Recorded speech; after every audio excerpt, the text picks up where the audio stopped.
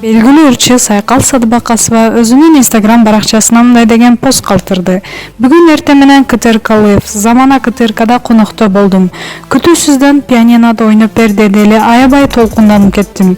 Эмнеге дегенде 3-4 жылдан бери ойнобогонума байланыштуу көп чыгармаларды унутуп да калыптырмын.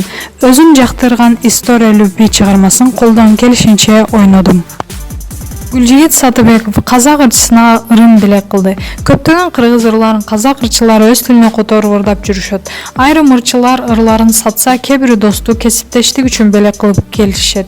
Бул жолу Кыргыз Республикасынын эмгек сиңирген артисти Гүлжигит Сатыбековдун Сүйүү аттуу ыры казак тилине которулду.